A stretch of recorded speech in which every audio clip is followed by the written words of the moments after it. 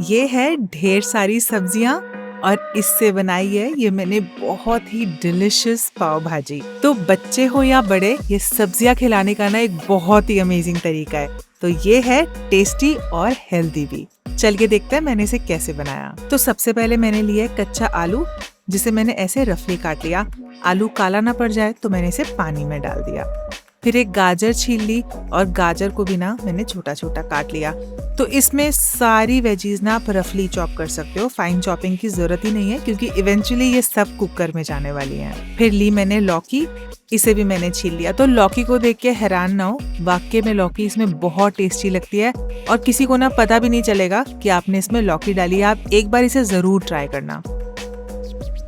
फिर लिए मैंने बीन्स, इसका टॉप और बॉटम पार्ट काट के मैंने इसे भी ऐसे छोटा छोटा काट लिया।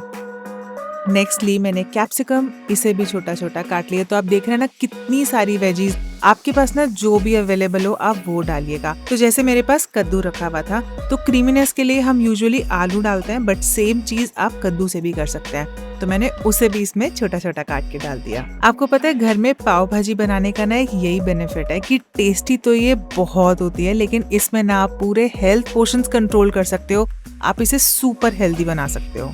तो चलिए कद्दू भी कट गया और ये मेरे पास एक बहुत ही क्यूट छोटा सा गोभी का फूल है, इसे भी मैंने छोटा छोटा काट लिया।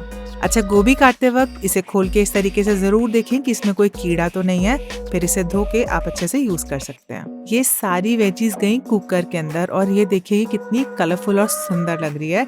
इस पे गया नमक और होममेड पाव भाजी मसाला, थोड़ा सा डाला पानी।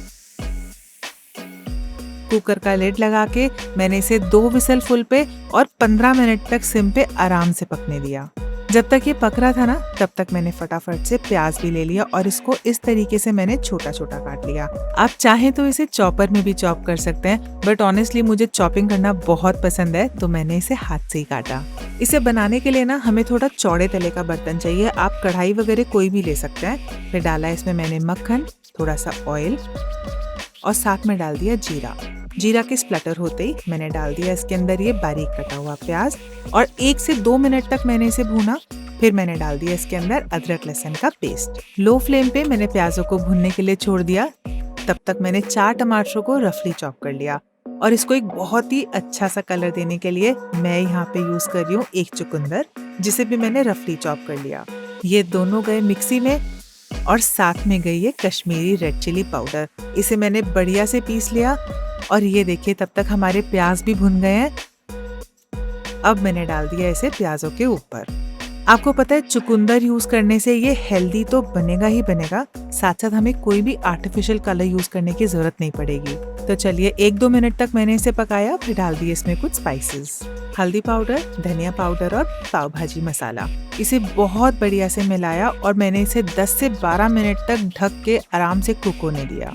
हमारी सब्जियां भी अच्छे से कुक हो गई हैं।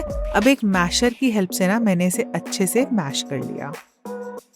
जब तक ये मसाला पक रहा है ना, चलिए आपको मैं बाहर का नजारा दिखाती हूँ। अब आप सोच सकते हैं ना, ये बारिश, इतना प्यारा मौसम और पाव भाजी, मुझे कितने मजे आए होंगे। आइए वापस अपना मसाला चेक करते हैं। तो ये देखिए हमारा मसाला भी कितने बढ़िया से पक गया है और अब मैं इसके अंदर डाल दूंगी ये मैश्ड वेजीज। इसे अच्छे से मिला के ना मैंने ढक के वापस से 5 से 7 मिनट और पका लिया और ये देखिए हमारी पाव भाजी हो गई तैयार। इसे थोड़ा सा और फ्लेवरफुल बनाने के लिए मैंने डाला इसमें 1 नींबू का रस, उसे अच्छे से मिक्स किया और डाल दिया इसके ऊपर बटर और धनिया। और ये मेरी सुपर डिलिशियस टेस्टी भाजी हो गई तैयार। फिर मैंने तवे पे डाला थोड़ा सा बटर, इस पे डाला थोड़ा सा पाव भाजी मसाला और रख दिए इसके ऊपर ये पाव। तो ये व्हीट पाव है, आप चाहें तो आप कोई भी यूज कर सकते हैं। ऊपर की साइड पे भी लगाया बटर, थोड़ा सा और पाव भाजी मसाला और थोड़ा सा धनिया। तो अब जिसके भी मुंह में ये देख के पानी आ रहा है ना, झटपट से इसे बनाइए, खुद खाइए, घर वालों को खिलाइए और ऐसी और रेसिपीज को देखने के लिए मेरे पेज को फॉलो कीजिए।